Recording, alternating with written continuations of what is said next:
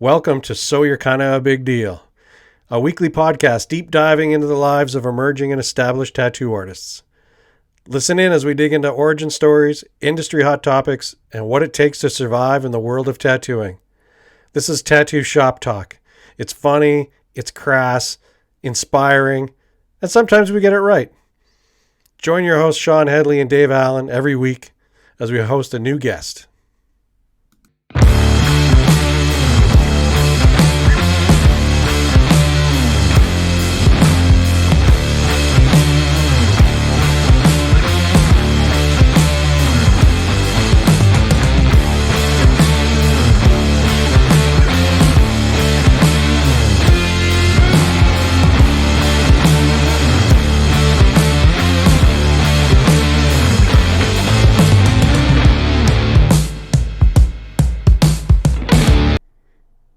The True North Strong Tattoo Book. This is a massive tattoo encyclopedia of Canadian tattooers.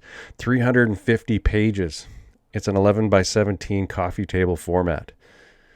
Shawn and Dan worked tirelessly to get this thing out, and sadly it never made it to print, so it's available for free download at theholdfastsocialclub.com and championtattoo.ca.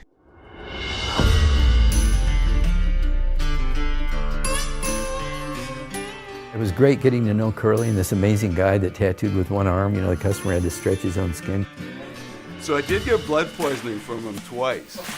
Yeah, twice.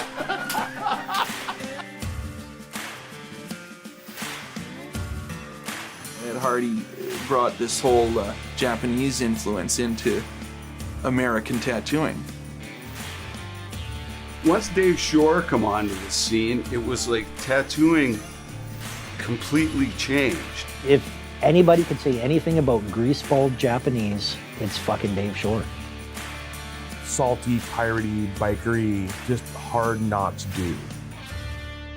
Man, he'd pull in on his chopper with the tattoos and the girls, and I mean, he was just like so cool, man. He captured vulgarity and pleasure and insanity and recklessness. Tattooer in the 80s or 70s. Just not the same, you had to be a tough guy.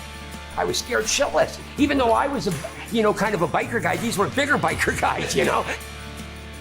I'm not totally sure you could paint the picture accurately to somebody now getting into tattooing about what it was like then.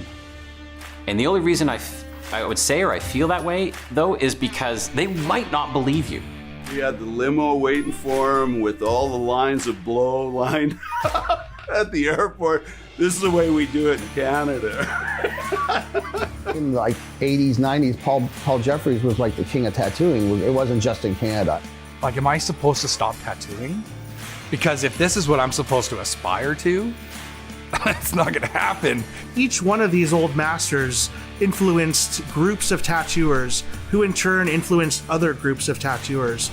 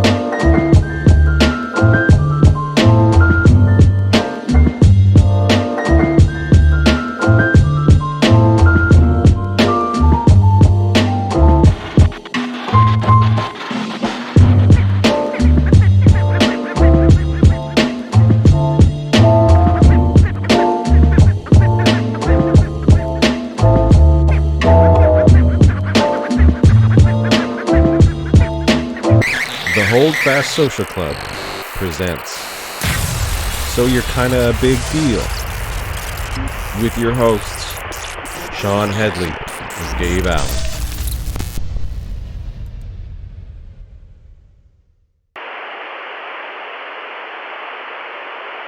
Oh my God.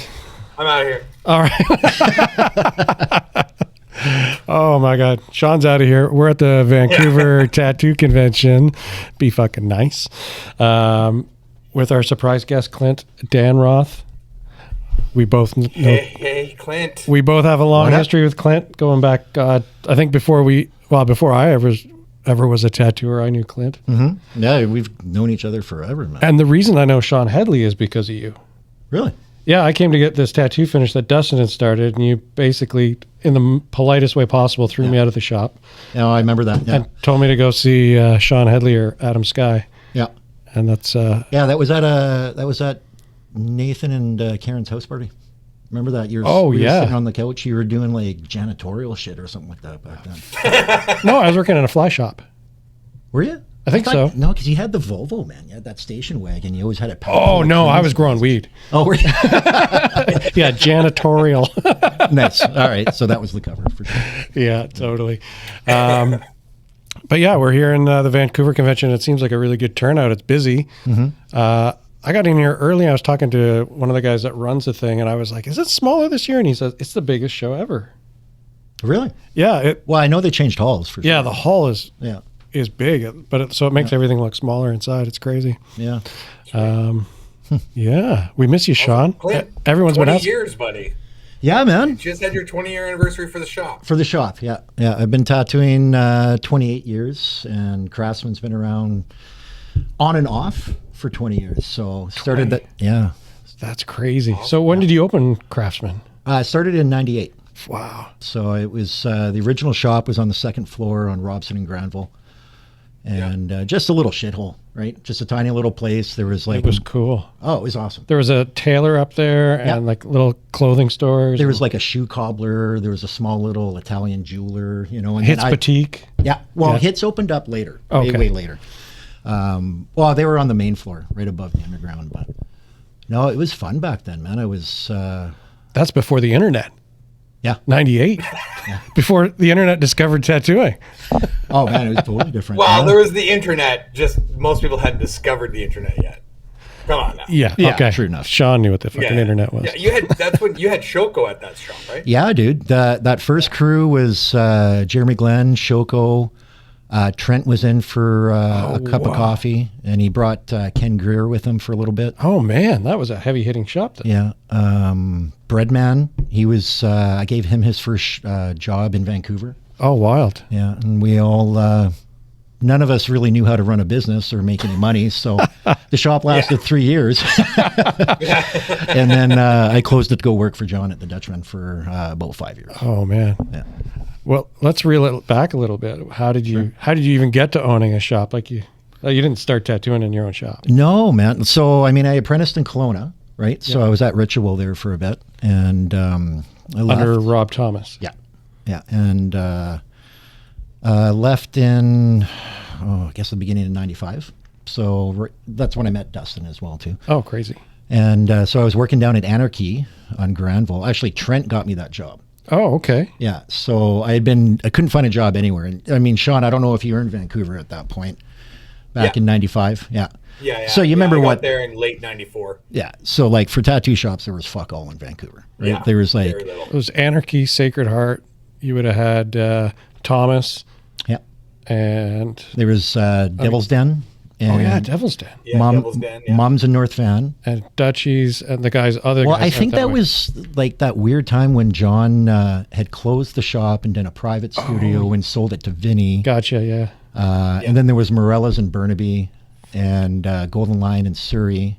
And I don't think Dave was back from Amsterdam yet. That's crazy. Like you think of how many shops that is in the whole fucking city. Yeah. So yeah, not just the city, like the surrounding areas. Yeah, too. totally. Like, Ace Tattoo was still open. So oh that's yeah, of when, course. Brian and well, Dennis was working there. Rico was there too. No, I think it was. Well, Brian owned it, and I remember going in to talk to Dennis to get a job, and Dennis gave me the old school, like, "No way, man, you're too fucking young. I'm not hiring you." You know, shit like that, right? It's hilarious, but you know, Dennis is a good dude, and. So yeah, I'd been out of work for like 6 months, man. I was actually, the only money I could make is I was canvassing for Greenpeace, selling fucking magazines, man. Literally. And Clint the environmentalist. Yeah. I made like $500 a week. It was all right. Oh shit! Back then, that was good money. Yeah, and was on a bus and I saw Anarchy, and I'm like, oh, I think that's where Trent works. So I just went in to say hi, and because he was up at Ritual when I apprenticed, and he's like, well, what are you doing, man? You still got your shit? And I'm like, yeah. And he's like, you looking for a job? I'm like, fuck yeah, right? So who started Anarchy? Who was running that place? Trent. So Trent started it originally. Okay. And he was over on the west side, close to Sacred Heart. Yep. And then he knew Guy, right? So Guy's like, I believe he still owns it under Granville Custom, and he ended up selling it to Guy, and I think that's when he first went to Dutchman. Oh, okay. Yeah. Yeah, that's some crazy history back then. Like that was Granville Street and Vancouver was like all pawn shops in that area. So you had like all these pawn shops and sex shops and tattoo shop. And, I mean, now it's so gentrified, you wouldn't recognize it, but what a complete change. Oh, totally not. Yeah. Yeah, but that's that story about fucking Anarchy, though. So I see Trent, right? And he's like, you got your stuff? I'm like, yeah. So he goes, well, come on down, show me a couple pictures. And literally, dude, like I had done 4 tattoos during my apprenticeship, right? I actually left my apprenticeship early. I was a total fucking asshole, right? Still am, but whatever. And so I was like, we won't tell anybody. So I went back to my house and I go to my room and I'm like, okay, I got to fucking tattoo you like right now, right? So I did like 4 tattoos on him, took some photos, and brought Trent down the photos. Like, yeah, okay, sure, you start tomorrow. The day I start, at the end of the day, I did a bunch of tattoos. It was cool. Trent's packing up all his shit. I'm like, well, where are you going? He's like, oh, you're replacing me. I'm going to work at Dutchman again. I was like, what? No mentorship. Nothing, dude. And it's like, at this point, I've got maybe 8 tattoos under my belt. Oh, fuck. I worked at Anarchy for 1.5 years, 7 days a week by myself. Oh, fuck. Like, total street shop. There were some days I was doing 10 to 15 tattoos a day, working until 2 in the morning, right? Was there a counter person or were you just the... Yeah, there's a guy named, what the fuck? SK. So it was one of Guy's buddies. So he was a counter guy, and it was just like, I didn't know any different, man. I was in my early 20s. Sorry, was Cecilia there with No. you? So Cecilia, they had fired her like literally the day that I started. Oh. And then, so like me and Cecilia are good friends on Facebook and all that stuff too, but I remember there being a ton of fucking tension at that point, right? Yeah. So that first day I was kind of like, what's going on? Like, I had no idea. I was just walking into a shit show basically, right? And, but it worked out for Cecilia. She's down in what, San Francisco now? Yeah, last time I saw her, she was at Seventh Son. Yeah, she's been there for a long time. Oh, she's doing great down there from what I see. Yeah, totally. Yeah, man, that's such a different time back then. Oh, man, I remember the one day walking out of there. I think I had maybe $350 in my pocket or something. And I was like, what? This is fucking amazing. One day, right? Like how I would advertise back then is I'd go to like the Candy, the Ivanhoe, the fucking Old American, and basically... the old A. Yeah. The old A. I didn't even have business cards, man. I'd just go in and start buying rounds of drinks and telling everybody who I was and shit, right? And, yeah, that's... Fuck. That was me, but more at the DJ clubs like Mars and Love Affair and Graceland and all. Oh, we used to go to college night at Love Affair all the time, like Metal Night. I think it was like Tuesdays or something. Yeah. Oh, actually, that's where I met. Was it Blair? He was one of the original owners. Of Oh Sacred. Yeah, Blair. Yeah, so, Blair and Glenn. Yeah, they so I were the ones that took it over after off of Adam. Yeah. Yeah, so I met him there before I got the job at Sacred, and he told me who he was, and I was right away. I was trying to get a job there as well too, and he's like, "All right, buddy, all right, show me some stuff." And he's got the big long dreads. He's hanging out with some sexy chick, and I was like, "Oh fuck!" It's like not a chance, man. But oh well. Oh man. So how long did you last at Anarchy? So I would have started working there 95 until 98. So about 3 years. 3 years of 7 days a week, just pounding out flash. No, the first 1.5 years was 7. And then they hired Year on. and a half. Yeah, they hired on Jake. I don't know if you remember Jake. Jake and Anna. Yeah. So then Jake came in, and then they hired on Aaron LaChance. Oh yeah, Aaron. Yeah, and then it was going good, and but it was such a chaotic shop, man. Like it was just, I mean, it was a great learning experience. Like literally cut my teeth and trial by fire. Like I feel like I can do anything and be in any situation because of that situation, right? Yeah. But then my daughter was born in 98, and I was kind of like, I got to kind of tone things down a bit. Yeah. And like I said, there was no shops. Like I couldn't just go to another shop and apply for a job. No. You know, like imagine going into fucking West Coast and saying, hey man, you know, down the street, you're going to hire me? No, that's not going to happen. So Well, I think what a lot of people don't understand either is that that neighborhood was pretty wild, and the clientele that would be walking in off the street would be completely different than what we're accustomed to today. Totally. Like it was people that got tattooed back then were definitely outcasts in society. They were pariahs. It wasn't mainstream like it is today. It wasn't just soccer moms coming in all the time. Yep. Well, you were starting to get the college kids sprinkled in there. Yeah. Yeah. Like you guys were getting that out in Sacred Heart for sure. 100%. Yeah. And then I found everybody's asked me ever since, they're like, how the fuck did you open up a shop in downtown Vancouver without getting your hands broken or something? Right. And I'm like, I don't know. I didn't think it was an issue. Like I was just totally oblivious to that aspect of the society at the time. Right. Whoa. Smooth. He hasn't even cracked. He hasn't even cracked this, right? He hasn't even cracked out the bottle of wine he brought. Oh yeah, right. Okay, He's got some Craftsman wine. Yes, I shit you not. So here we go. Sweet. Look at that, Craftsman 20 fucking years. It says on it. Badass, buddy. Oh, we got some mugs. I'm keeping the mug. Oh yeah, it's yours. All right, but we got to drink the bottle. I got another one in there too. Look at this screw top. The good quality stuff, right? So is this red or white? It's red. Okay, good. Yeah. Oh, a room warm white. Right? Oh, right. Yeah. I know. I'd rather drink a cold red than a warm white. Oh, fuck it. We're gonna be here for a while. Might as well. That's almost a whole bottle right there. It's about 2/3. Cheers, Shawn. Cheers, buddy. Cheers, buddy. Oh, that's really good grape juice. Yeah. It's not that's not bad. Really good coffee. Sorry. I don't know. It's the cheapest one I could find. Right? You just steam the labels off. Just bought a super cheap wine and rubbed the label off. And $30 a bottle. That's exactly what I did, everybody man. I else. was in the fucking sink, scrubbing the shit off. Yeah. Ghetto advertising, right? Oh fuck. Yeah. Yeah. Awesome. So you open your shop. All right. So. Oh, go ahead, Shawn. Yeah. So I I mean, was just gonna say. So now we're at the shop. Yeah. So I mean, I opened it up, and I had no clue what I was doing, right? Like we just kind of had to figure shit out as we were going along and stuff. And I found once I did that, because I was so young and I wasn't really into, like, I got nothing wrong with the biker culture. I ride bikes. I'm a fucking Harley guy. I love that shit. But at that age, I wasn't really part of that scene, right? So I started getting younger clientele. Yeah. Right? And I mean, the shit that I was doing back then, like you guys saw it was what we used to call new school, right? So very like illustrative, very like anime based, stuff like that. So it was kind of nice. I was starting to get that coming in. And then we started getting the younger tattooers coming into Vancouver that couldn't go to any of the other shops. So they started coming in looking for work with me. And I mean, I was like, yeah, sure, come on in. You know, some of them were working, some of them weren't. You know, it's just kind of the way it went. But it was fun. We all had a blast. So.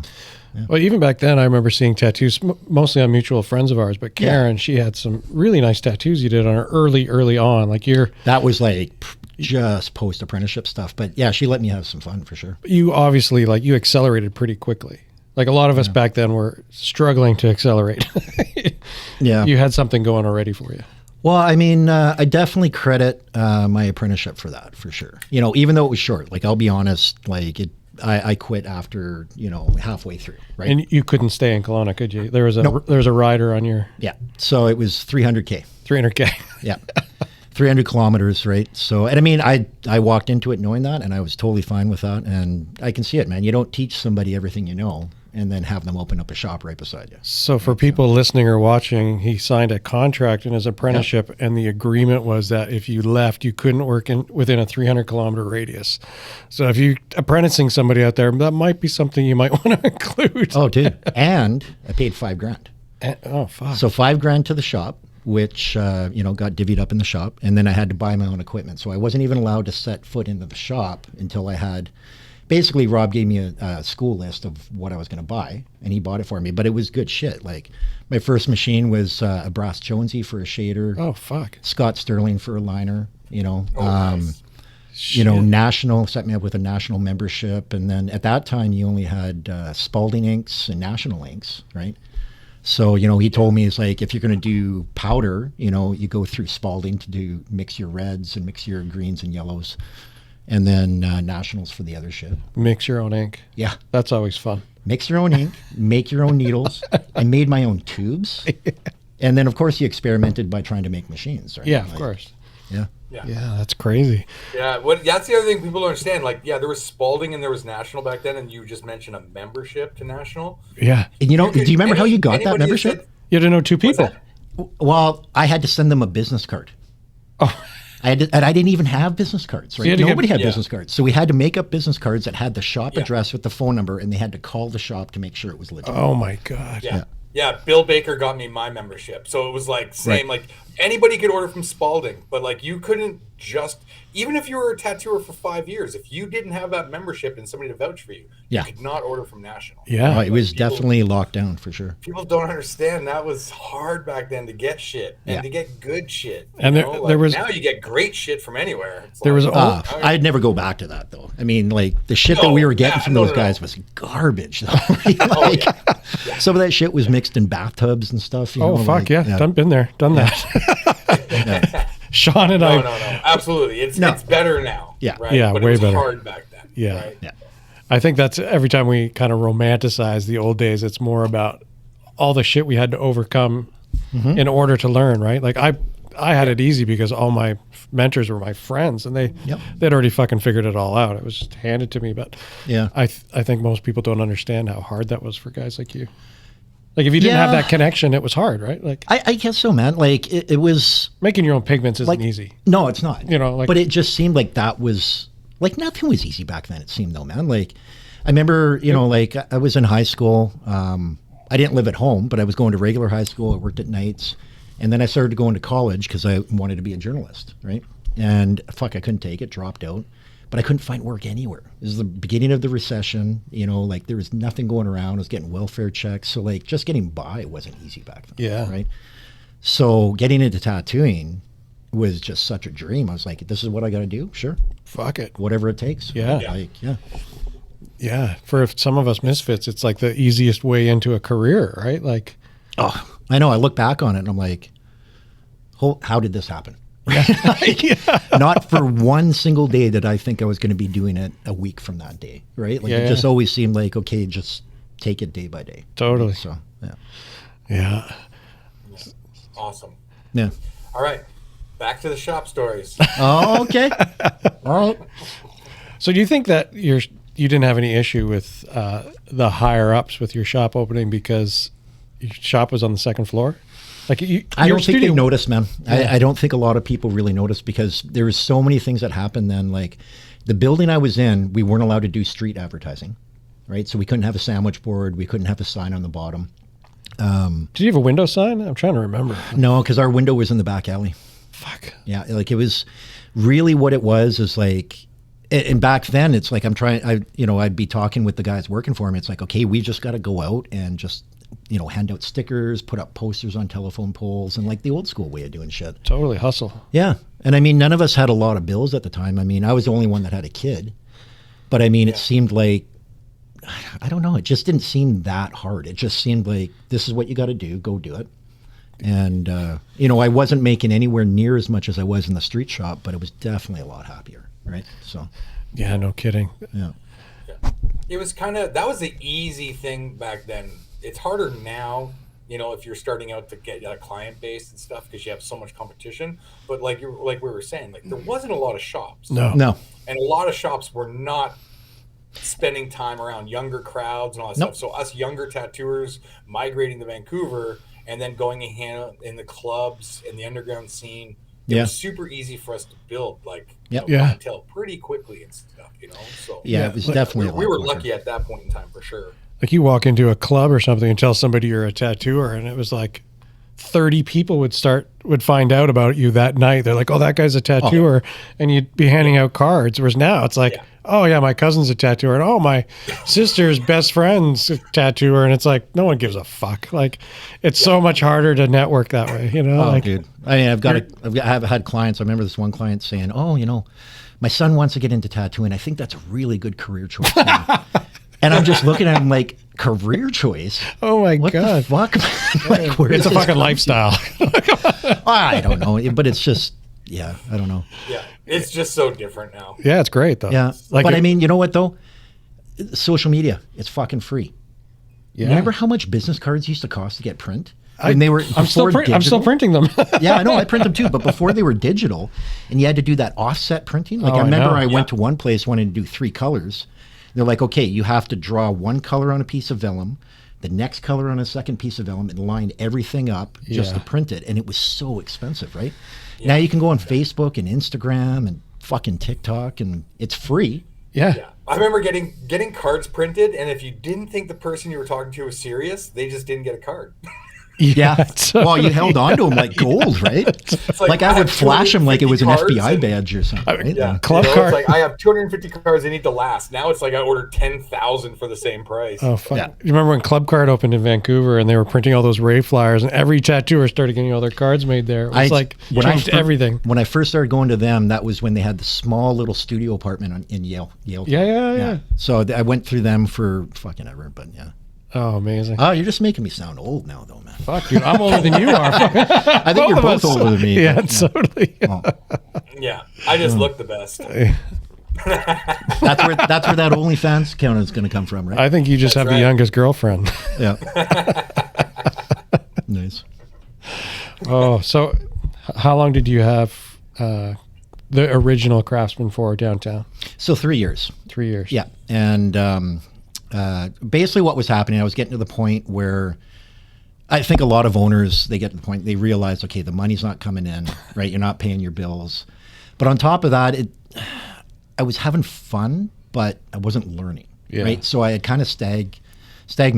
There you go. There you go. Stagmented. I know, for fucking what can that mean? externalist in it, right?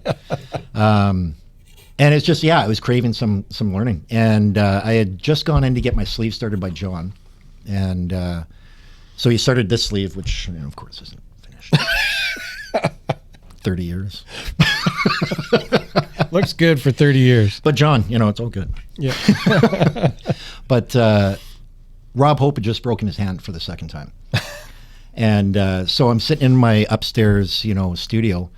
And John and Lee come up the stairs. And it's like, didn't give me any warning. They just showed up at the shop one day. And I was like, whoa. And I'm like, hey, guys, how's it going? And I showed him around and everything. And he was like, yeah, I got to ask you a favor. Rob's out of commission for a bit. Could you come down and work for us for like a month or two? It's like, yes. Are you kidding me? Like in Vancouver, John, and I mean worldwide, but at the time I didn't know how big John's influence was. Yeah, totally. But John was like the godfather. I mean, Dave's the godfather, but John was like, when it came to art. Oh, fuck. Nobody was even coming close. No, nobody. Right? And so I went in there, and Louise was there at the time. So I was working with Louise for a little bit. And it was just such a surreal experience. It was so rad. Such a small little shop, but every inch was airbrushed by John. He had Onis and Kuan Yin and like dragons painted everywhere, right? And then about 4 weeks into it, Rob had actually cut off his cast and started coming in, right? Was he tattooing left-handed there for a bit too? He did. I saw the podcast. Or no, and right-handed, sorry, because he is left-handed. I saw the podcast, and I think he didn't admit to doing that, but no, I saw him. He was fucking definitely doing it, right? But yeah, he cut off his cast, and he started tattooing, and I remember every day he was just like, just in so much pain. And it just kind of symbolized to me, too. It's like, that's what true tattooers do, right? It's like, every day we're walking out of there, we can barely fucking stand up. Our hands are killing us, our fucking elbows Backs, are dead. Yeah. Eyes. And we get up the next day and do the exact thing over again. Yeah. So. But yeah, and then after the not the apprenticeship, but essentially that was an apprenticeship as well. But after that guest spot, he offered me a full-time job. So I went back to the crew, and I felt sad about it, but Shoko had just got a job at Sacred. Steve, my ex-wife was friends with Teresa, so we got him a job with Teresa at Lady Electrolux. Oh, cool. And, I forgot James Collier. He worked there for a little bit as well. Oh, wow. And then James, I'm not sure what James did, but eventually he bought Lotus Land off of Adam. Yep.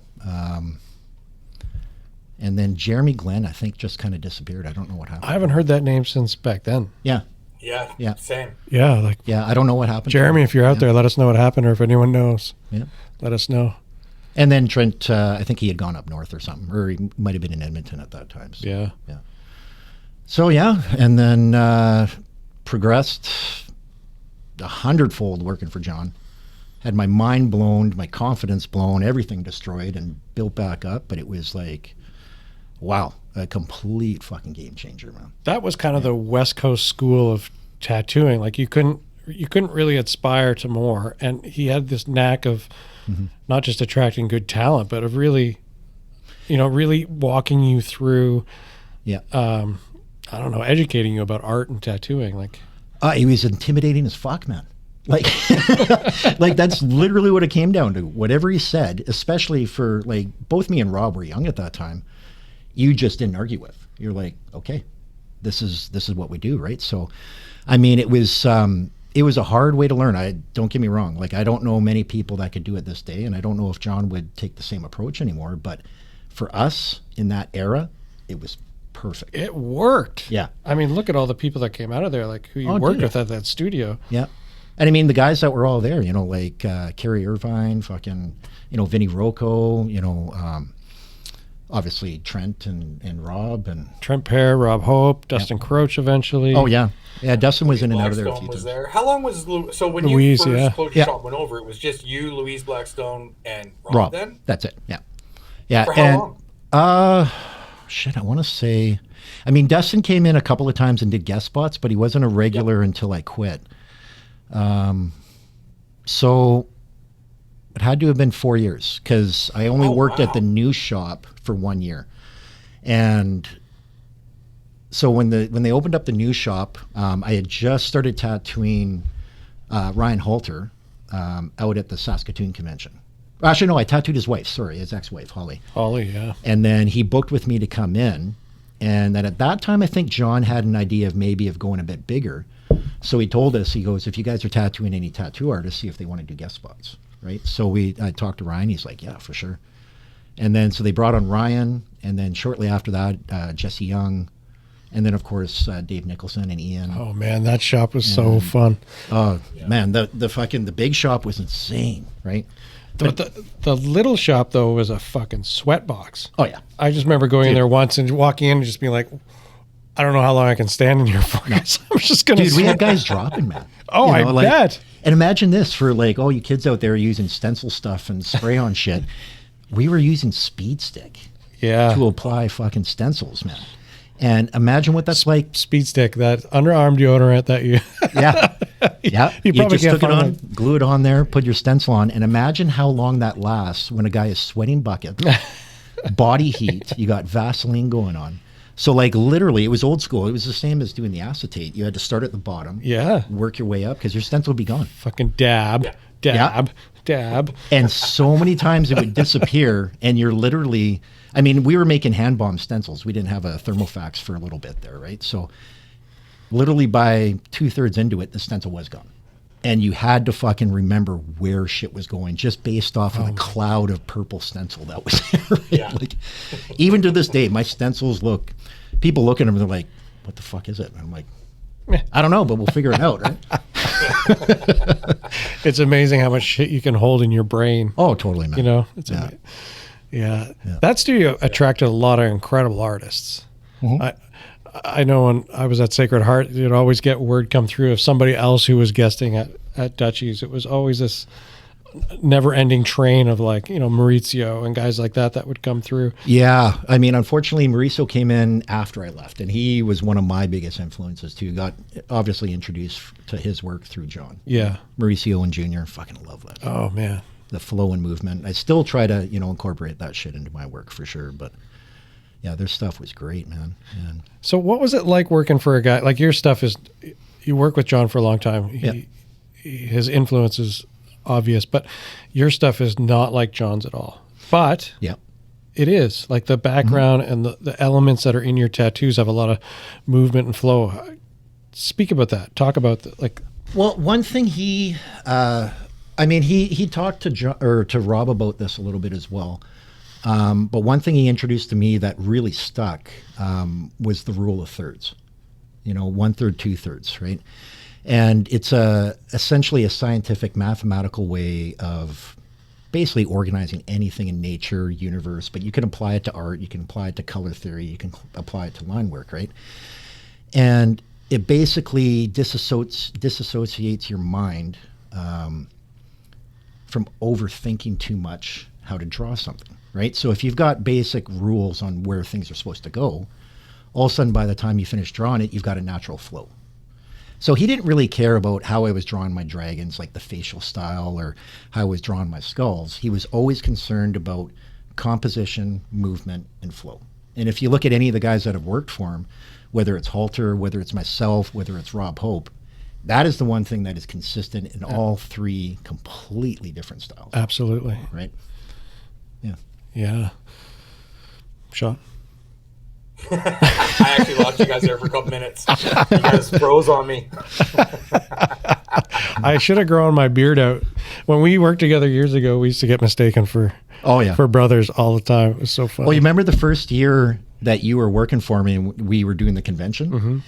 There was the first year they asked for a profile photo of each of us. I sent him a photo of him. So they actually put my name under his photo. I'm like, I don't want my fucking photo in there. Oh my God, it was so funny. We were the two Fred Durst lookalikes. Oh yeah, I forgot about those days. And I used to wear a red hat too. So. Yeah. Holy Christ. So when you decided to leave the Dutchman's, what is that when you opened up in White Rock? No, I opened up in Chinatown first. So yeah, my son was born. So again, I had another kid, and it was going really good at Dutchman. But like I said, we had moved into the big shop. I always knew I was going to revisit the idea of having my own shop at some point, right? Obviously, I didn't want to do it when there was only a couple people in there. But at this point, I think we were like 7 or 8 people in the crew. So I talked to John, gave him a shit ton of notice, finished up my clientele, made sure I wasn't bringing anybody with me. Told them that if they wanted to come with me, they could, or by any means, anybody at the shop could do that. And I just knew having a second kid eventually was going to be a lot harder to start up my own business again, right? So figured at that point, just do it then, right? So I opened up West Pender, which is essentially Cracktown in Chinatown, right? Yes. But like it is now. Yeah. But like, what better place to have a tattoo shop than in Chinatown, right? Like, every Chinatown's got to have a shop, right? Yeah, totally. And then eventually, it was great, but I was commuting quite a bit. So at that point, I had initially it was a private studio, so I was by myself. So, and I did that on purpose because working at the Dutchman was such a learning experience, but it was pretty stressful, right? It's hectic. That place is busy. And I mean, the fact is that every single day, you're constantly learning. You're constantly breaking yourself down, trying to rebuild. And even for the strongest willed person, that gets tiring after a bit, right? And you guys were working full-time hours. Yep. It's not like Oh, dude. And I mean, there was days me and Rob would be working even in the old sweatshop until 1 or 2 in the morning. Yeah. It's just, it didn't matter that it was quitting time. It's just that you didn't get the job done. So you're working until it's done. Right. So there was back then there was no like, oh, I'm going to take off even though the shop says it's open till 6. Yeah. No. Yeah. Hours are loose, right? The sun's out and I finished my appointment early. Maybe I'll take off. It's like, that didn't happen. I'm going to take a personal day and call my clients. Yeah. Oh, really? How about pack your shit and take it with you? Totally. Personal day? That's fucking Monday. Dude. The whole time I was at John's, I didn't have a single sick day. No. I mean, you can't. I don't know if it's politically correct to say that during COVID, but we went to work when we were fucking coughing up and fucking whatever, and you just got it done, right? So yeah. Well, I think there's an expectation too that when you're working for someone else, they're paying the fucking bills.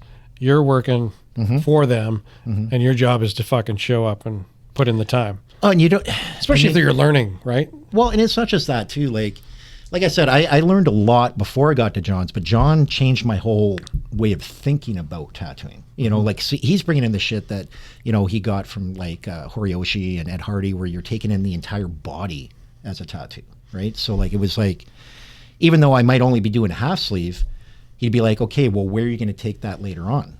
You know, in our eyes, we're like, I don't know, that's his problem, right? And he's like, no, this is how you can get a full sleeve. Like, this is how you can fucking make it work, right? So you're always anticipating your next step, right? So it was a lot of processing. Really changed the way I looked at stuff. And then, of course, when you get that many people working in an environment, you know, there's always going to be like a little bit of stress. So when I opened up Craftsman the second time, it was just private studio, wanted to be on my own, but lasted a year and I got bored fucking stiff. I couldn't handle it, man. I literally couldn't. So I hired a couple of guys. I hired Oog and Monk. Yeah, Mark Jansen and Oog. Those are... fuck, I can't remember that crazy Frenchman's last name. But Oog, tell me what your last name is. It starts with an L. Lazier. There we go. Lazier. Something like that, yeah. I'm not going to butcher it. You can. Yeah, there you go. Those we guys love were you, great. Yeah, those guys were great, man. Yeah. Yeah. How long was it before you, because I remember at one point you were commuting between both shops. You had opened the White Rock shop, which is a fucking story in itself. And you had the one in Chinatown. So I was in Chinatown for about 4 years, and the commute was killing me. I was spending almost 2 hours a day back and forth. Because you lived in Langley. Yeah. And so I started looking into Langley. I'd actually even talked to Donovan at Lady Luck about becoming a partner there. And it didn't really work out. Donovan's a great guy. Nothing against it, but it just...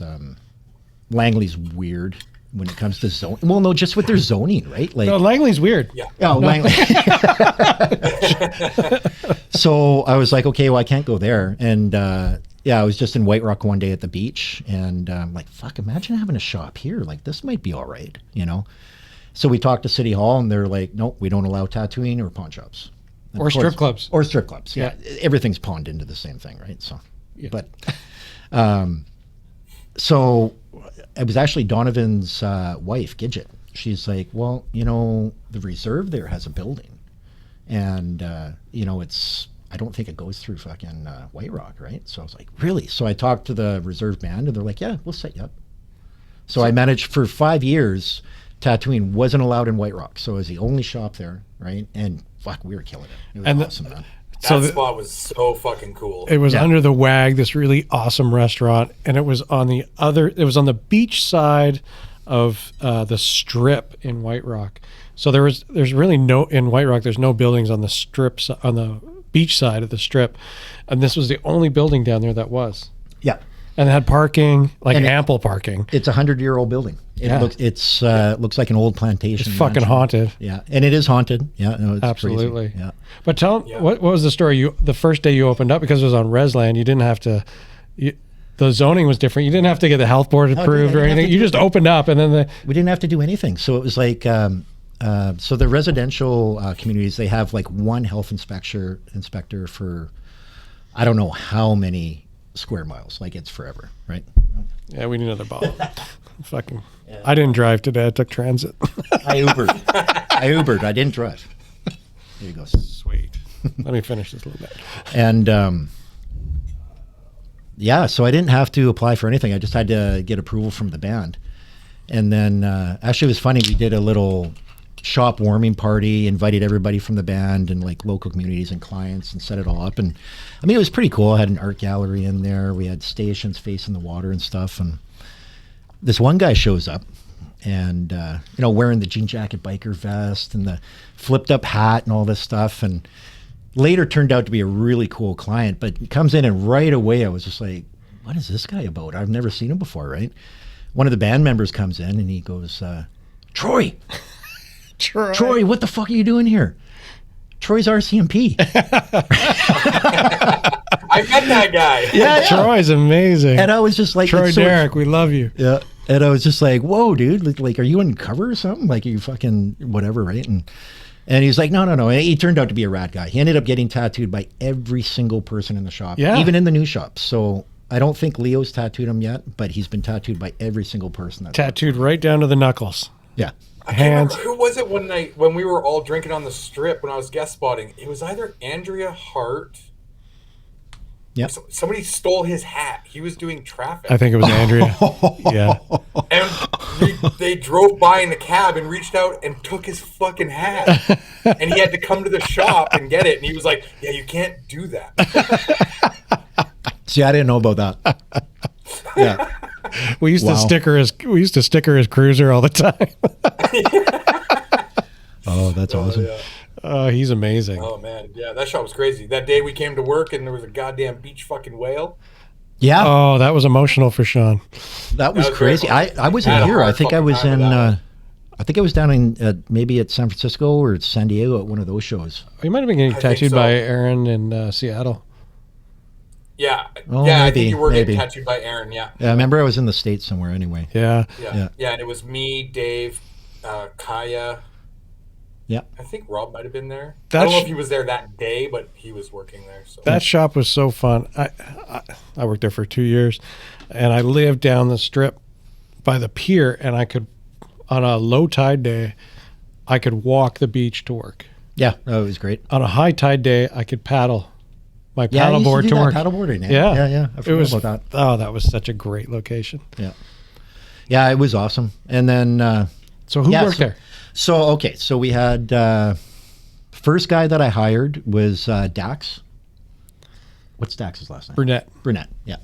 And then brought in okay, I'm gonna forget about the chronological order. Fuck though. that shit. So there was Kai Saunders, Kaya Heitland, Dan Thompson, yourself, Rob was in there, Bobby Tripp. Ooh. I know. You know what? I wrote. Oh, shit Rob down. Hope was in there, like on and off, like. Oh, you wrote it out. He's got his phone I did. out. I had to write some of you the see shit this down, list. dude. It's really fucking long. Yeah. No. Remember, I'm a hard guy to work for, right? I don't know about that. Who the fuck did I have in there? Yeah, and then towards the end, Andrea and Janaea. Andrea Hart. Yeah, right at the end before I switched shops, they were there for a bit. And but no, it was a fun little shop. Like Andrea just came out essentially straight out of her apprenticeship. Janaea was apprenticing, or no, she wasn't apprenticing, but she had been working at the same shop for a few years. So it was like her first excursion out there as well. So I don't know what other people would say that work there, but I know Shawn mentioned this when I first started working there. I remember him texting me saying, "What the fuck happened?" Because going to work at your shop was, I imagine, very similar to going to work for John. There was like an expectation on what your output would be and quality, but there was more than that. There was this. You were always a great teacher. Like you were always an open book, willing to share. You never judged based on style. It was always like, this is. Maybe you should rethink it and do it maybe like this, or try it like this. It was easy to go there and learn. Yeah, I mean, some people have said that. Some people. Yeah, some people don't like. Some people don't like to be helped. And to be completely honest, it took me quite a few years to kind of assess a situation before I would say stuff like that. Like, that's the way I learned. So I always kind of tried to pass that on, right? But some people don't want to hear it. And that's totally fine. I'm not there to fucking, do anything that they're not expecting and stuff, right? But I always looked at it, it's like, man, it's same as me. It's like I had some of these young kids. I'm like, well, what do you think of this? Like, because, when you do a drawing, your eyes are focused on this shit for so long, you're going to miss so many things. Yeah. And, you have somebody that say, well, maybe you want to turn that leaf out or bring this in or something like that. And it changes the whole look of the tattoo. So, I've always tried to do that, try to be, whatever was passed on to me, try to pass it on to, the people that'll work for me, right? So, yeah. So that I often talk about mentorship, and to me, that's exactly what you're doing there is mentorship. It's just not a apprentice type mentor. Yeah. Does that change the way you think about your own drawings? Like, do you have to sit back and analyze and think, I don't know how I do this thing, let me think about it, and then you can explain it? Does it help your own drawings? Well, I mean, yeah. And the only reason I hesitate on that is because if I'm looking back on, and I mean, you guys have known me a long time, so you've seen my artwork, right? I'm not going to say my artwork is better now than it was, 30 years ago, but it's definitely changed, right? And I mean, I know a lot of artists tattooers where the art hasn't changed. I can't be like that. So, I mean, I've been around and I've worked around a lot of people. I've had a lot of different influences that I find that after a few years, I'm just naturally changing the way I draw. I look at something that I did 4 or 5 years ago and I've got no issue with it. I think it looks great, but I'm like, I don't want to draw my dragons like that anymore. You know, I want to do something different with it. Like, it's like learning a new skateboard trick. You know, like the best point in your fucking day is when you land that shit. Yeah. It's not how many times you land it, right? So, do you work that stuff out while you're tattooing, while you're drawing, or while you're doing other stuff? Because I know you're really prolific with painting and as well. Painting definitely is a way for me to try new things. You know, definitely, right? Not necessarily stuff I would do in tattooing, but you know, you can take anything from that. Mm-hmm. Like, it's definitely nice to work it on painting or on paper.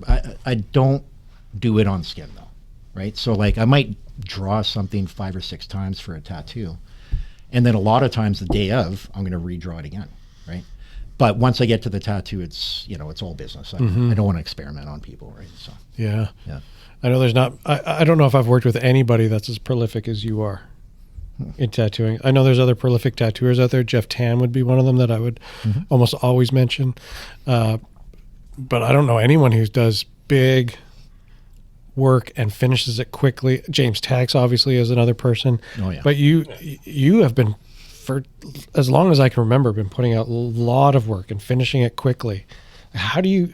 What's the drive there? I mean, I think that's just the way it's supposed to be.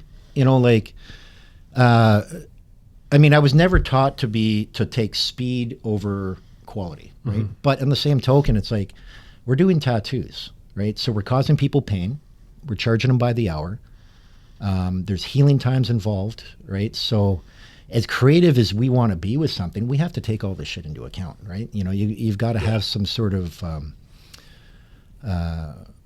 you know, you got to think about your client that way. Right? So it's like, I'm definitely concerned with that. And I mean, the one thing I will say is like, I've been pretty lucky. The majority of my clients, they can sit 5 or 6 hours, no problem, you know? And there's certain things that I like to do, like try not to wipe too much, you know, like little things that can really progress somebody from getting through a session and then get it done. Yeah. And then on a personal level, there's nothing worse than starting an outline on somebody and them coming back 5 years later to color it in. So like when I book shit, I'm like, okay, you want to get a sleeve? Awesome. Here's all your appointments. Yeah. A lot of artists, especially new ones, would be like, oh, we'll just book in your first appointment. We'll figure it out from there. I'm like, I won't even take the client on unless they can come in at least once every 6 to 8 weeks, leave a deposit down. And I guarantee them, I'm like, if you do that, you're going to be done in 5-6 months. Yeah. You know, and consistency beats out long sits even. Oh, exactly. If you can come in every 2 weeks for like 2 hours, that's going to beat out you booking in, trying to do an 8-hour sit every 2 months. And dude, the finished piece looks so much better when it's like that. Yeah, totally. You know, everything's nice and smooth. It's all saturated. Yeah. Yeah. Yeah, the lines aren't gray because they're 6 years old and the fucking color is like... Nothing worse than having a guy come back on a rad piece and you're like, it's been 5 years. I have to re-outline this now. Yeah. You know. Yeah, totally. I have plenty of those in my career, as I'm sure you do. Oh, totally. That's how I learned it, right? You learn by trial by fire, right? So. Yeah, yeah. I want to hear some convention stories. Yeah, there's a few of those. So we did one convention together, and it was an eye opener for me for what can possibly be fit into a convention weekend. So anyone who knows me knows I'm in bed by 9, 10 o'clock on a convention weekend. Maybe it's 11 or 12, but I'm in bed and I behave myself. I get up early and I'm pretty calm. We went to LA and we did the Queen Mary. I can't remember that fucking Long Beach show. Long Beach. Yeah. And those were fun shows. Those were fun shows. Oh man. Yeah, I miss those shows. But I remember coming to your room in the ship. You stay on a boat. So you don't have to go anywhere. You stay on the actual Queen Mary. My grandmother brought my dad over from the war on that boat. That's crazy. Yeah. That's cool. Yeah. I go to find Clint the first night, and he's in the room, and he doesn't just have a bottle of booze. He has an array, like different types, all like 40 pounders. Yeah. And you know where the weekend's going, but you have this. You work hard all Not fucking just weekend. for me though. No, just so you know that. We're always hosting. Yeah, right? So, I know. yeah. You have this incredible way of working hard and partying hard at a convention. Like you really get the most out of it. A lot of people, like myself, I would go just to socialize and have like it's one dimensional. Other people, they go just to work a lot. You work a lot, you socialize, you have a good time. Like what are you getting out of a convention that most of us are just fucking missing? Well, I had a family when I was fucking 23, right? So it's like when I'm at home, like I hope people don't get the wrong impression on me. Oh no, you're a family man. We all know that. You know, raised a family, was married for, 23 years, all that stuff. Totally straight-laced during the week, right? Once in a while we'd have drinks on the weekends, but nothing. Conventions, well, if we be completely honest, a lot of the drinking was from the anxiety, right? So like I battled anxiety for like many, many years, right? So it was like one way to be able to settle down for a convention and do your tattoos was let loose, And I never thought of it that way, to be honest. Yeah, and I mean that's not the only reason, I'm just excited to get out there. The adrenaline is just, I love it, man. It's like working the circuits or something. Yeah, it's awesome to see you in that. To me, that's your element. Yeah, working with you for 2 years was, the day in day out thing. It has all the family stuff like you are, but seeing you at a convention weekend was. It was, you kind of came alive, like you really, it's like my alter ego or you something. grew. It's like you became a superhero, He puts on those dancing shoes and hits the dance floor. Yeah. That's it. Yeah. It was awesome. It's awesome. No, it's, I definitely, and of course, you get tired of them after a bit, by the time the end of the season's done, but, I mean, you're almost 50, so how many years do you have left really? Well, I hope more. I hope at least another 40, right? But no, the shows are fun, man. Like I remember, so the first show I ever did, 2001, or actually no, 2000. I actually did it with Shoko, and we went to Toronto. Shoko Sonoda. Yeah, and that was the only big convention in Canada at that time, right? And it was okay. And I remember going with 2 suitcases. So I had one suitcase because I didn't bring flash, because I was a custom tattoo artist. So I had one huge suitcase full of reference books.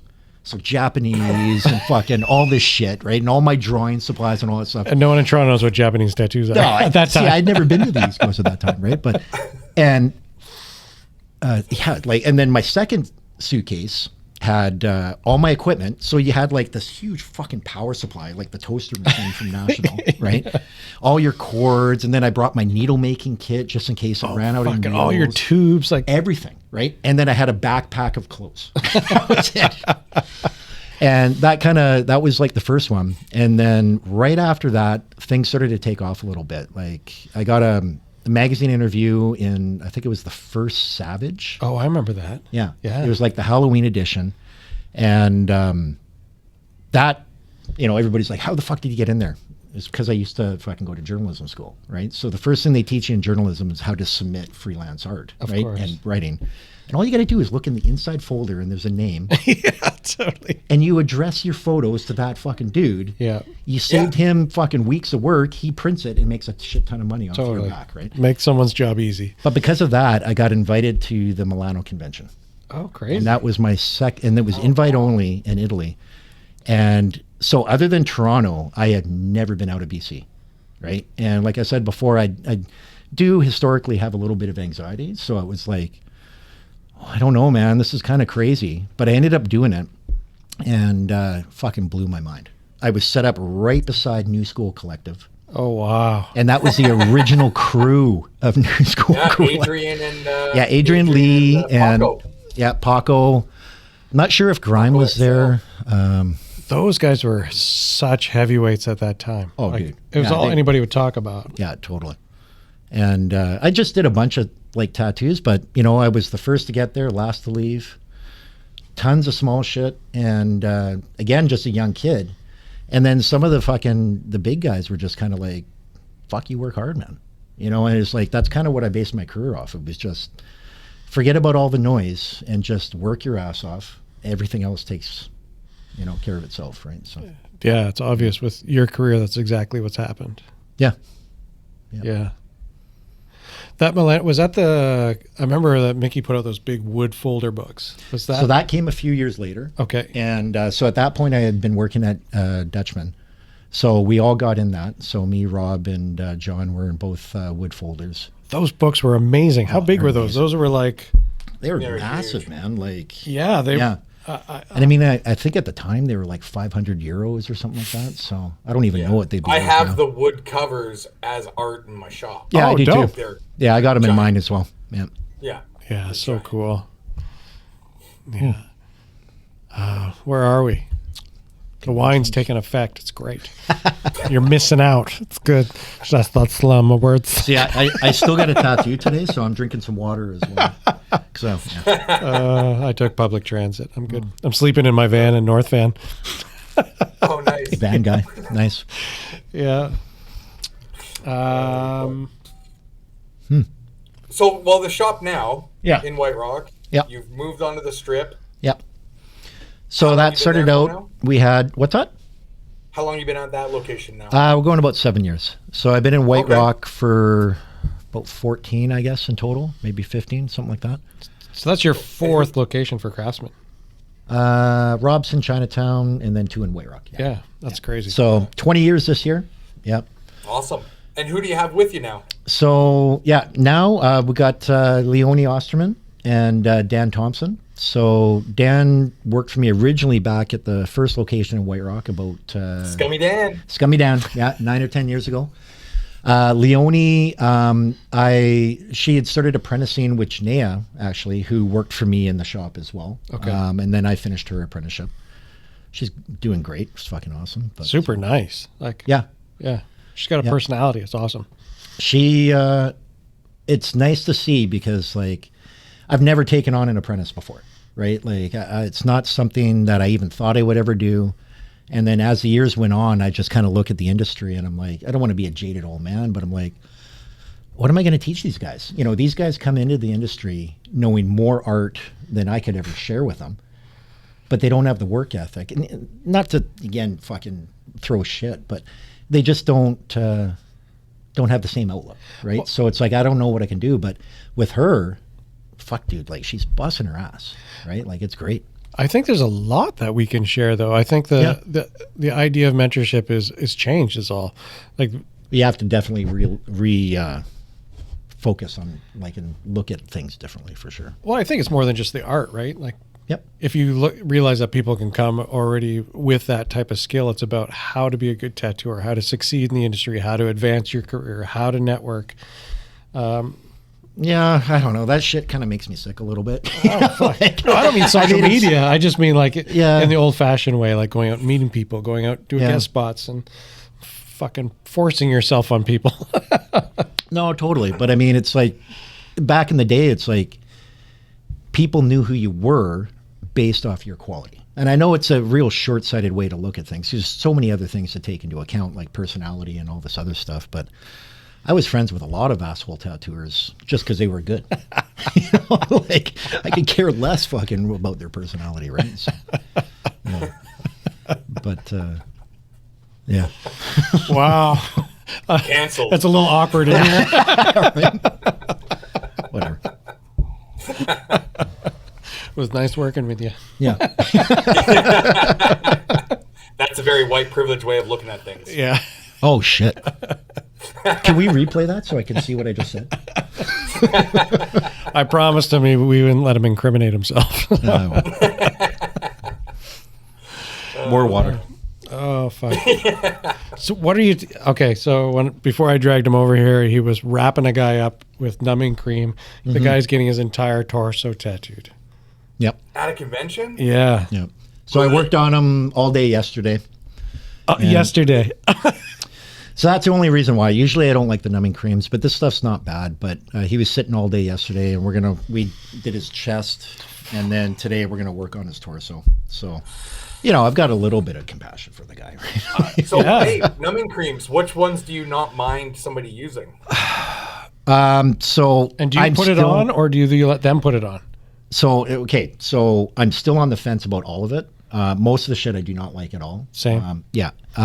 Armor Cane's pretty good. But again, I've only used it about 4 or 5 times. What's the lidocaine number on that? Is that 5% or is it a... I don't really want to say. Okay. I think that one's labeled. I think that one's labeled 30. none of your business. Yeah, that's right. Totally. Yeah. But anyways, it works. I think the difference is they use a gel instead of a cream. Okay. So the vehicle on it seems to be definitely more effective, right? But even with that, some people it works, some people it doesn't. But the only thing I like about it is that it doesn't, you do got to slow down a little bit, right? But it doesn't seem to affect Slow the down how? In tattooing. So Well, it toughens the skin. Yeah. exactly, right? So like you're working on a little bit on like a rubber. Right? Yeah. And I mean, that's the same with all numbing creams, right? Yeah. But not pocky like chicken skin. Just a little tougher. Okay. Yeah. So not like Emla cream where it makes it... No, Yeah. not at all. Yeah, fuck, I'd never use that shit. No, it's horrible. And this stuff isn't bad. But like, again, I've had a couple clients that didn't do anything for, right? So... And how do you bend them after using that? So it takes about 2 hours to set in. So you got to put it on nice and thick. 2 hours. And you got to seal it so no air can get in. Yeah. Right. But you don't want it super tight that it squishes. You want to have a nice layer. It's got to be super thick. Okay, that makes sense. Yeah, the shit's not cheap though. So I mean, it's definitely the client's got to buy it. Right. They should anyway, right? Fuck. And then what I do with it is instead of taking everything off, because the problem with it is that the gel solidifies and it almost turns into like a glue. Okay. So I don't use it with outlines because trying to apply a stencil on that shit is yeah. a nightmare. Right? Brutal. Yeah. But it's like a glue. So some people use alcohol to take it off, but the problem with that is the alcohol will also neutralize the numbing agent. So it kind of defeats the purpose of it. Totally. So I take a little bit off at a time, roll down the saran wrap, and work in areas. So you got to kind of rethink how you're doing a tattoo. You can't just do all your black at once and then all your dark color. You got to do section by section by section for it to be effective anyway. So You can't see this, Shawn, but Elvis, our tech, we have a tech today. What's happening? He's laying on the floor and holding his back. He's got a 2-month-old? Yeah. He's got a 2-month-old infant. The poor guy is struggling. I just see him out of the corner of my eye laying on the floor.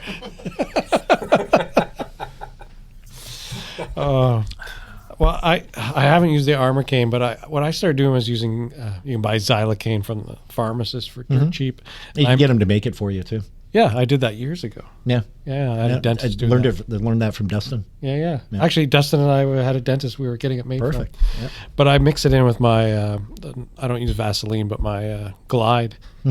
And that works not too bad. It just takes enough off of the pain that it's...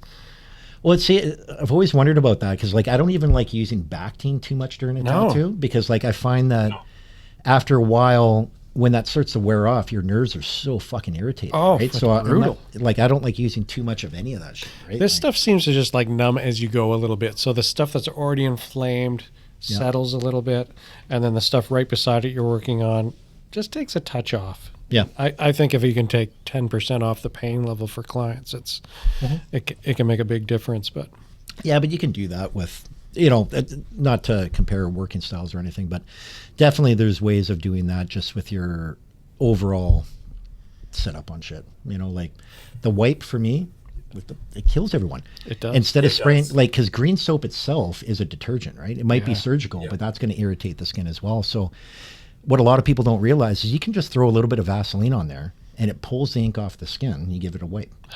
Right? And it's like you do that in a 6-hour session and that's saves a lot. Oh yeah. I've been tattooed by some dry wipers and I just want to punch them in the fucking nose. Like, are you seriously going to fucking... Right? I always love bringing it up every chance I get, but Ryan Gagne, he's not a dry wiper, but he's a slap, slow pull. Oh. Dude, slap. Right. Why are you slapping people? Because he'll be like distracted doing something and he'll just kind of like slap and be talking and then just like he'll kind of do that slow, like his own body weight of his hand will just kind of drag. It's like, dude, what the fuck? Yeah, I'm the same as you. I fucking dab as much as possible, you know, like, and if you have some Glide on there, when you dab, it all comes up, like all the ink comes off. Same sort of thing. I've used that before too. That's good shit. I'm just a little too cheap to buy. So. I use it goes a long way. That good guy stuff goes a long way. Oh, nice. You just need like nice this placement. Fucking Dave there, just nice going for product that placement, eh? sponsorship. Good guy, come on, give me some money. Damn, is that what it takes? I'm gonna have to do that. You just gotta ask. We ain't getting money. No. I've been using their pen for the last 2 days, Dave. And yeah. You don't like I don't know what's pens? wrong with this pen. I'm gonna have to talk to Lucas. But the only way that thing will start is if I actually have it plugged into the wall to turn it on, and then I have to unplug it and then use it. What? As soon as I turn it that's off, weird. and then I go to restart it, it turns off completely. What? So I'm just That's like, weird. Yeah. Yeah, no, mine doesn't do that at all. I like mine. Well, no, I highly doubt they designed it that way. Come on, maybe. That's the one Lucas sent you for sure. He's like, It is the he's got a whole array of defective ones. He's like, I'll send him this one the first. Perfect one for you to try out, Hedley. Nice. Yeah. What are you using? So I used the Cheyenne. Okay. Yeah, I used the 4.0. Had it for about 3 years now. So when I worked with you, I think we were both on rotaries at that time. I think that was right around the beginning of kind of our journey into rotaries, like Dan Kubins and Shag Builts and Neotats. Yeah, I'd gone off and on from them for a couple of years, but I think when you were there, I was trying to go full force. So yes. Originally, I had a real issue with trying to line with them.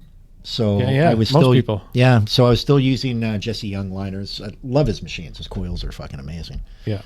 And then I was using Neotats and Dan Cubans, and then I tried a couple of things like what was that Australia? The one that was pretty big at the time.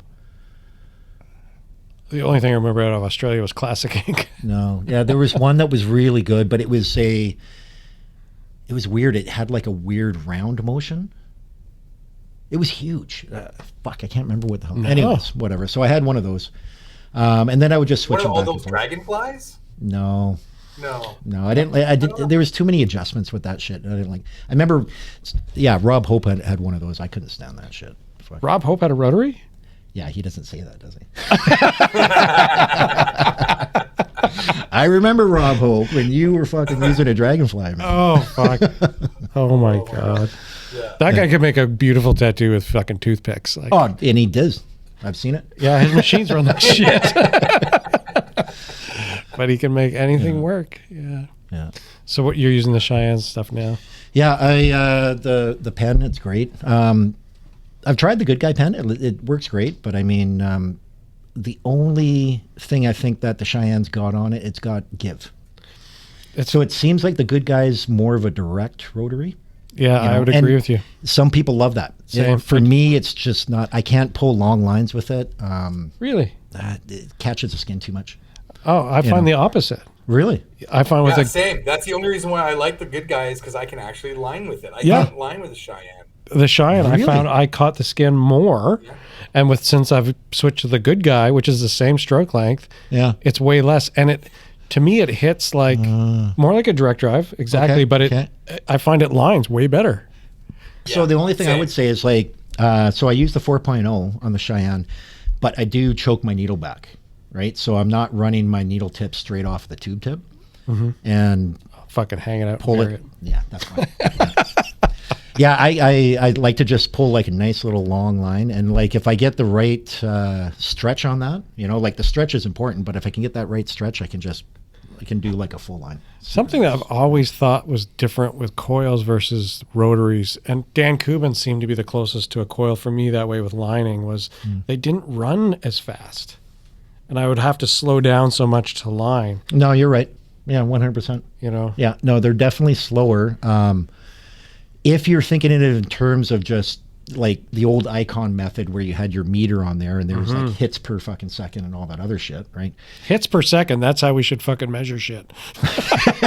Can we do HPS from now on? But like the way they had their meter, yeah, for sure for the old coils. But I find with the rotary, because there's no give and there's no bog, essentially you're actually running faster. Right, Yeah. Your machine might not feel like it's running faster, but you're definitely getting more saturation. Yeah, 100%. Yeah. Crazy. What's next for Craftsman. You're 20 years in. What's next? Like, I mean, that's a I don't know. big milestone. That's the thing, man. Like everything's changing now, right? Like the industry seems to be going backwards a little bit, but not backwards in a bad way. No, not at all. You know, like I kind of look at it like when I first started in 95, I see a lot of similarities to now. Like big time. You're not seeing the huge shops anymore, or at least not the way they used to be, right? There's a few guys, you know, Dutchman and Sacred has got like some Pacific artists Rose pretty What's big. that? Pacific Rose is pretty big. But it seems like, I don't know, man, like most of the shops are 2 or 3 artists, right? And Yeah. Yeah, you know, like, yeah, I actually don't know. I'm just kind of feeling it out, seeing what's happening. I know there's a lot of talk. There's always polarization in the fucking world today, but I think a lot of people think, a lot of us old guys think that the tattooing is going to shit, and I don't agree with that. I think it's, I think it's great. Like, tattooing's better than it's ever been. You know. Well, I mean, how can it not be? You just got to look at everything that's in front of us. I mean, the work by far is way better. Oh, way better. Way more diverse too. Like, yeah. And the shit we're getting, like the quality of the supplies is 100 times better. Absolutely. You know? Is there a lot more artists? Sure. But I mean, the industry is fucking way bigger. Right? Yeah. And then there's always a debate on whether the amount of artists per capita can supply the clientele. Well, I mean, again, work hard, concentrate on that, and that's all you need to worry about. Work hard. Yeah. That's it. That's it. Yeah. Be good, work hard, treat your fucking clients with respect, and you'll be busy. Yeah, that's it. I was just talking to someone today, and I was saying, you know, maybe what people should focus on is doing as stuff that's as original as possible, rather than worrying about doing what fits into a certain fucking genre and defining yourself by being like a traditionalist or Japanese or whatever. Just carve out a new niche. Like, just do stuff that's fucking wild and crazy. And dude, that's so again. What's that? What am I stupid about? Tell me. I said, shut your stupid mouth, Dave. That's what I'm saying. That reminds me of back in the day. Yeah. Right. So it's like you had to have a calling card. You had to have something that set you apart. Right. 100%. And yeah, like, I mean, you know, traditional Americana wasn't huge in Vancouver back in the 90s. No, you had to beg people to get it. Yeah. And even Japanese was kind of like a little bit here, a little bit there, but it was mostly, you know, greaseball Japanese, which I love. Right. But, you know, when people ask me now, they're like, what kind of work do you do? I'm like, fuck, I have no idea. It's like there's a little bit of everything in there, right? And like now people are too scared to really experiment with shit or have different influences. They look at either the neo-trads or the traditional Americana or the hyper-realism. It's become very rigid. Yeah. It has a very like, why can't you just take aspects from all this shit and put it into your toolbox and apply it into a tattoo? You know, mix it all up. Take risks, try different stuff. You know, the people that you generally see like that carve out a niche for themselves and get a big following are people that try something completely different. You know, like I think the big thing is what, you know, you have to know the rules of the different art styles. Big time. Yeah, absolutely. Yeah. Right? No, you can't So just a lot go of in there and times- start copying. A lot of shit. people that are trying it, sometimes maybe they're not doing it right yet. So it's like it'll get there because again, it's always. But no, what I mean is like, I don't necessarily like hyper-realism that much, but I'll look at some of their color compositions and some of the ways they're applying contrast. I'm like, okay, I can use that. Mm-hmm. Right? And then I look at some of the, like, especially the American traditional, the line weights and the way that they're so efficient in putting that shit in. I'm like, wow, okay, I can use that as well. And then I love the Japanese, but I mean, the way I started, I was doing New School and I was looking at, you know, Frank Frazetta and Heavy Metal Magazine and illustration. You mix all that shit up and it's like, you got something, right? Yeah, like you can work with that. And it's like, if more people did that, it would be a lot more diverse. Yeah. People are so caught up in following what's popular on Instagram and trying to emulate Pinterest. that. And then your shit's the same, right? Like, why compete in a field of 1,000 or 10,000 traditionalist tattooists? Why not just take it and fucking spin it on its head like Halter's done, or Mike Mendez, a tattooer in Vancouver, has done something completely different, or Stace Ferran did with Japanese, where it's just Stace just blows my mind. Yeah. You know, like that's why they're popular, right? Like, if there's stuff. Well, and it's not about being a popularity contest, but at the end of the day, if you want to stay busy, it is. Well, and not just busy too, man. But like, what I mean is like, we don't just do this for money. We don't just do it for a career. No. As much as I'm saying work hard, make your money, support your family, do all that stuff, I could do so many fucking other jobs that are way easier and accomplish the same thing. What I get from this, If you were a day trader, the amount of work you put into tattooing, you'd be a fucking billionaire. Exactly. But what I get from it is like, man, again, it's like landing that first skateboard trick. You know, it's like fucking, I just drew a drawing. I'm like, fuck yeah, man. Like if I knew when I was 11 years old, I would be doing this for a living. That's crazy. You know, like that blows my mind still. And I'm not just tracing shit. I'm creating brand new stuff that my clients fucking love. That in itself, that's the shit right there. It's amazing to have a day where you're at the shop tattooing and you're just like, you just realize you're like, this is how I support myself. Like 100%. You know? Yeah. And I mean, I don't got much else in life. You know, my kids are growing up. I ride motorcycles. Congratulations. Your son just graduated. He did. Yeah. Mason getting a trade. Danroth. Yeah. Yeah, he's going to be a plumber. He's going into pipe fitting and stuff. Oh, he's going to be rich. He's a plumber. He's going to make more money than me. That's what I mean. I accomplished something. Smart Don't go kid. into tattooing. Fuck you. Don't be a dirtbag like your dad. Yeah. Yeah, no, fucking, yeah, no, super stoked. He just graduated. That's and, awesome. Yeah. Unfortunately, he's at home sick today. He was going to come down and hang out for. Oh, it's too bad. Yeah. Fucking Ryan Halter's here with his son. Oh, Creedon. Yeah. Yeah, dude. So we did a convention. We did London, I want to say 6 years ago, and brought Creedon and Mason.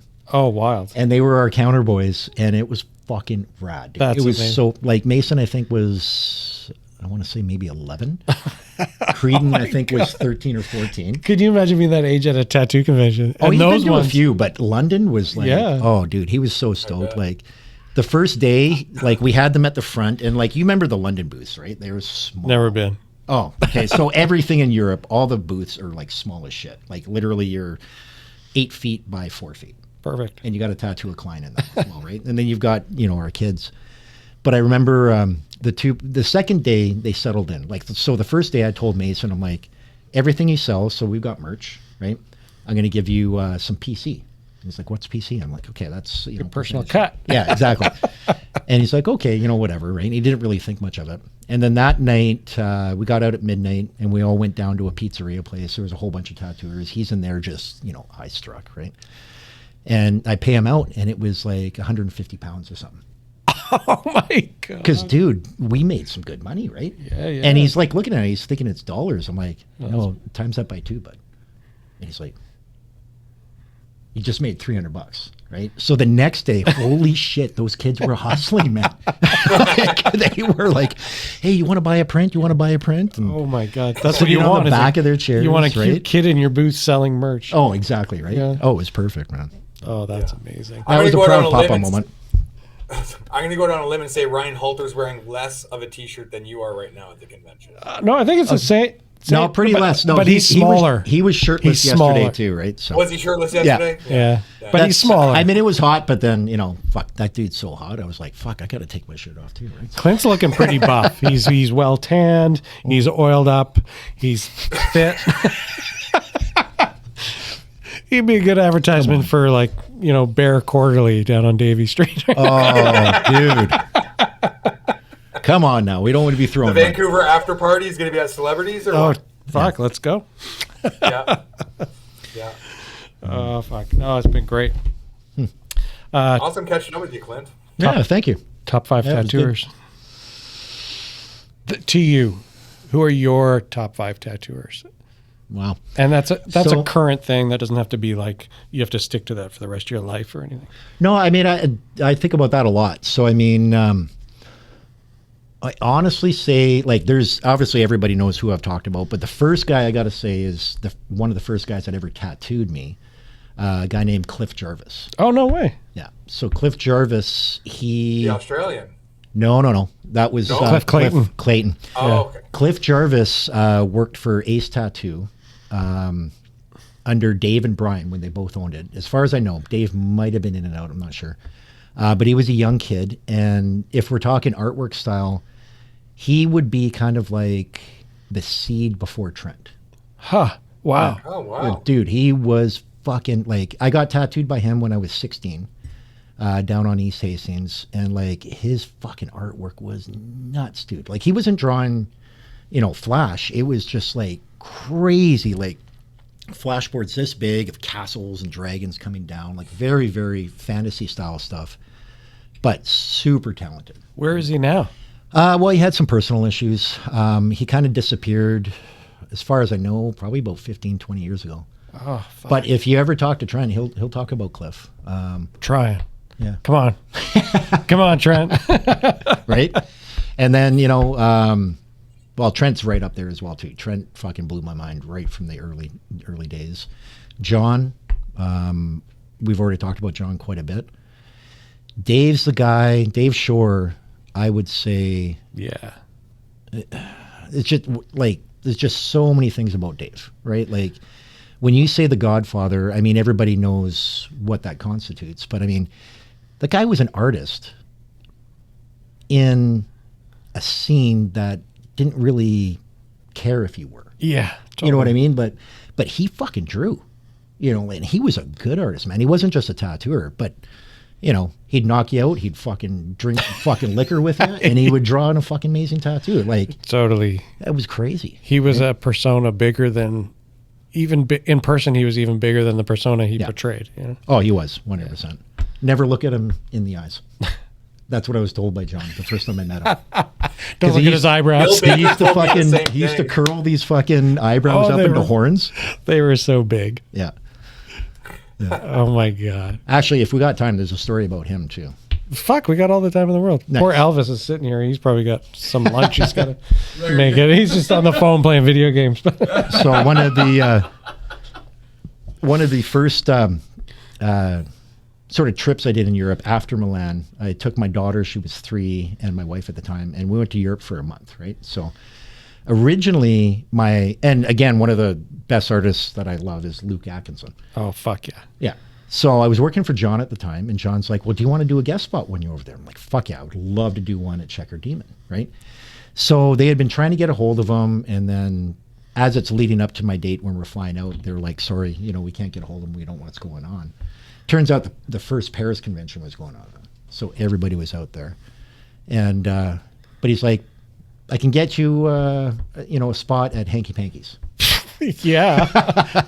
And it's like, fuck yeah. Like Hanky Panky's, he tattooed the Chili Peppers and all those dudes, right? Super notorious for lots of reasons. The tattoo museum, like. Yeah. And so I'm like, yeah, for sure. So we fly into Amsterdam. I'm not scheduled to work there for about a month. So we're going to go to like Belgium and Switzerland and just do the trip, right?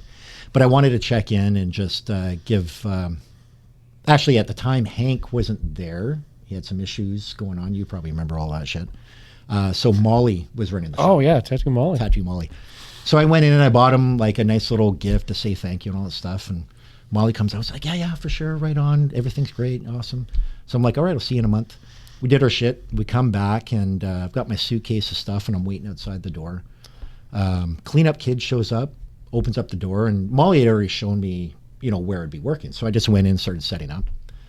And then the rest of the tattoo artist crews came in, and at this time, it was pretty transient. They were getting a lot of guest spots, but no real regular artists. Yeah. And they're all looking at me, and they're like, who the fuck are you? Right? And there's this guy, Echo, from New York, and JJ from LA, and intimidating fucks, man. JJ is awesome. He was a really good dude. And they all were, but they just intimidated the hell out of me. And I'm like, oh yeah. And they're like, well, how are you here? And I'm like, oh, I'm with Dutchman Tattoos. They didn't know who John was, right? And I'm like, okay, well, Molly set it up. And they're like, Molly doesn't work here anymore, bro. And it's like literally out of like a fucking TV show, and I'm getting eyed down, right? And I'm like, and have you ever been to that shop? No. So the ceiling's about that tall. It's in the basement of the hangout in fucking the red light district, right? And I'm like, oh shit. And I'm like, okay, well, what do I do? And they're like, well, Big Frank's going to come down and talk to you. Big Frank. Now that sets the stage pretty good. We don't need to say anything else about that. And I'm like, fuck. And he comes down and he starts talking about everything, right? And I tell him where I'm from, and he's like, well, I've never heard of him. And this is nothing against John, But this has to do with Dave. And he's like, well, where are you from? And I'm like, well, Vancouver, Canada. He's like, well, who else do you know in Vancouver? I'm like, Dave Shore. He's like, oh, Dave. I've never met Dave Shore at this point. I never actually said a word to him at this point. I only know of Dave from his reputation, right? Yeah, yeah. He's like, oh, you're good buddies with him? I'm like, fuck yeah, for sure. So anyways, it gets me through the whole fucking experience there. And then I go back and, you know, when I finally meet Dave, I tell him that story, right? And he just he's laughing his ass off. He's like, all right, you owe me one now. Dave Shore used to tell stories about what his job was in Amsterdam when he wasn't working. It was to clean the streets of the red light district at night. So they would walk around and just get rid of all the fucking sailors and punks. And Yep, time to move on. Yeah. Yep. Fucking crazy. That would have been, Like I said, that guy's legit. You named 4 tattooers. We need one more, bud. Oh, shit. Yeah. I forgot already. So what did I say? I was talking Cliff, Trent, John, Dave. I mean Luke for sure. That's I mean, five. there's five. so many more, man. Like, I mean, Well, of obviously, course. if we're coming Of from the course West there is. Coast, I've got to say Steve Moore. For No, sure. you said 5. Oh, I want You to said say 5. You said 5. No. All right. No, but that's a solid 5. Like, I mean, Luke Atkinson is. I don't think he gets enough credit in North America for his influence. No, not at all. I think. And I mean, he should. Yeah. Yeah, definitely. Fuck. Who else did you mention? Oh, Trent. So Trent's got Cliff. such a big influence, and it sadly people just don't know about it. But dude, he's super quiet. He doesn't give a shit about that stuff. No, and but- I mean, but like it's obvious in your work that it's had a big influence. Totally. You know? And same as Dustin's, right? Like, Yeah, absolutely. Like me and Dustin would just sit there and fucking geek out on his shit all the time, right? Like, Totally. Dustin used to talk about Trent all the time. Yep. Yeah. Yep. Yeah. And I mean, I think with those guys, and like I said, if you can, you know, in this day and age where everything's internet, I don't know if you'll ever be able to find anything from Cliff Jarvis, but Trent and Cliff stuff, at least when I first met Trent, was very similar. Obviously way different now, but Cliff's was just like, man, that was the first guy I saw. Like, so he tattooed this little skull wristband here. Okay. Right? Super simple, not a basic thing. But I was 15 when I got that. And I went in, and they had Flash and Ace, and I picked that up. And he was the first guy, just simply put, he goes, okay, no problem, but I draw my own skulls. That wasn't done in fucking 92, 93. No. Right? Like, It was done, well, it would have been done at Ace, though. yeah. Like that. And they just did that, right? Yeah. And like, yeah. And I mean, it wasn't until I started working at Anarchy, because Cliff and Guy had, they knew each other. They had a relationship. So Guy had a lot of Cliff's original drawings there. Oh, dope. So when I was going through like all the files, because like, remember back in the day, every tattoo shop would have files of art and drawings and stencils and shit, right? So when you're sitting around killing time, you're going through shit, and I would find these fucking illustration boards with just like hundreds of hours, and like they're professionally done. Like he could have been a graphic artist, he could have done anything, right? Like it was just amazing. We got to talk to Guy and try to dig that stuff up. Yeah. It'd Yeah, be I'm sure interesting he's to still find. got some of it. Yeah. Yeah. Yeah. Crazy. So what's next? How many conventions are you doing this year? Like 8? I'm just going to do Canadian stuff this year with the 20th anniversary. You know, Well, you're going to Denmark, are you not? Or Copenhagen? Yeah, yeah. Copenhagen? So with Denmark, that's going to go for Henning's 40th. 40 years. Yeah. Isn't that crazy? Yeah. We're celebrating I mean, 20 years for this guy. I know. 40 years. Like, it's Yeah. such a crazy number. I've been honored to be able to work at his shop a couple times, and like Henning's such a fucking rad guy. And I mean, not only such an amazing tattoo artist, but if you've ever had a chance to meet him, he's just so nice. Yes. You know, like that's all I can say. It's just like, there's no like power trips that you find with a lot of tattooers. There's none of this negative stuff. He's just like, he's legitimately interested on how you are as a person. Yes, right? absolutely. And if he knows you, he respects your art, and doesn't matter, you know, how many years you got under your belt. He doesn't, you know, he doesn't judge. It's just And he nice. doesn't seem Yeah. to age.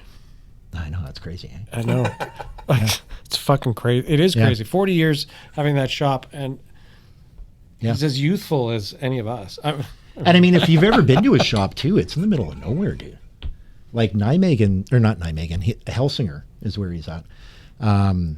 It's on the, there's a ferry terminal to Sweden, so most of the clientele is coming from Sweden, but it's about a 2-hour train from Copenhagen, right? So it's a small little town.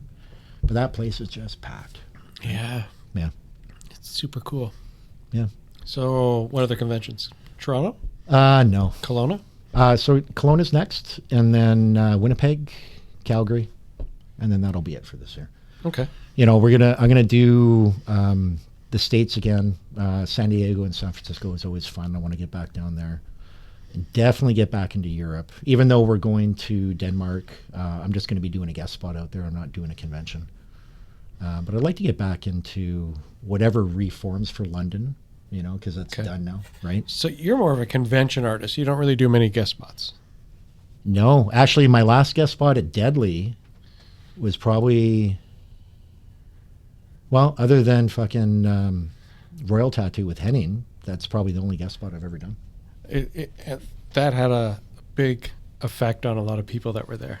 I've talked to a lot of artists that were there when you did that, and they were like, Clint just talked and told stories. It was amazing. Which one? At Hedley. Oh, really? Yeah. People love that shit. Well, I know. I've been known to exaggerate a little bit. So. No. You would have been a great fisherman. Yeah. All right, cool. Yeah. Awesome. Cool. Well, I guess I'll see you at Kelowna, buddy. Sounds good, bud. Yeah. Yep. All right. Right on. Gentlemen, it's been great. Have a good time, guys. Awesome. Thanks for having me. Congratulations on 20 years. You got to finish that bottle of wine. Well, just going to put the cap on that. Fuck. I still got to work, Dave. Shawn, it was good seeing you. Good to see you, buddy. I'll talk to you soon. Yeah, you bet.